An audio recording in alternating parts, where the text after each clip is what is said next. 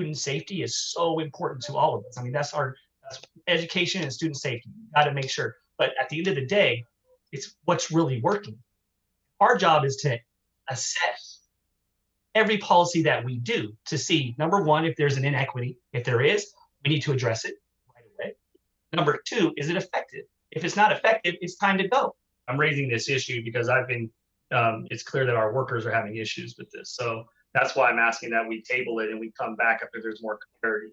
But that's what's been communicated with me. So I need to make sure that everybody is at the table having the conversations, everybody's comfortable with this, because this is something extremely important to make sure that we're not contracting work out that our workers can do. So that's my argument. So with that, I can only support us tabling this, or I'll be voting no.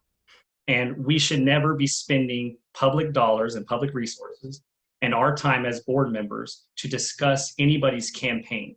That is problematic on so many different levels. And so I'm uncomfortable. I don't think it's okay that we are having a discussion about my campaign.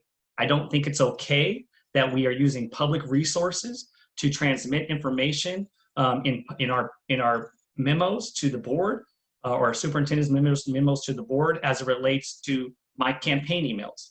My campaign is completely off limits to this Board of Education and the institution that it serves. This is a campaign. We have to differentiate politics and campaigns for elected office and board business. If this is an agreement in terms of an IEP, they should be translated immediately, and we need to figure out how to do that so our parents know exactly what the IEP is. Because this is, I don't think anybody in this room wouldn't think that's important.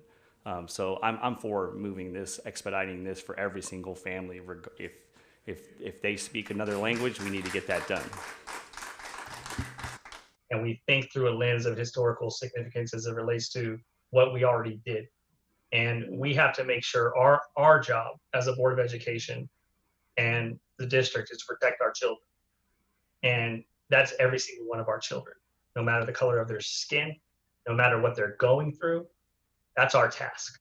Maybe something more precise so I can have a better understanding of the value that $8,000 is going to bring, and if we're going to be ongoing with this once a year. But I think this is what a lot of our parents are thinking about right now, and paying attention to this meeting today. What does education look like for our young people?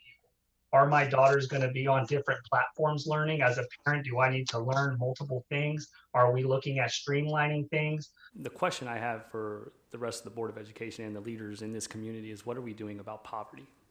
When we have the true definition of equity, it's the removal of all barriers, right? It's not just providing students with what they need, it's removing the barriers.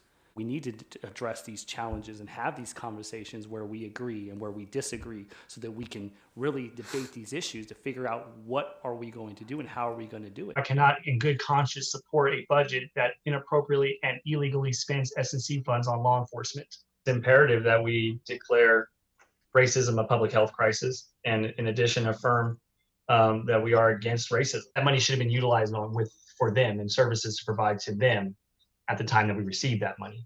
So that reserve is coming from something that should have been, potentially to serve those young people that are in school at that time.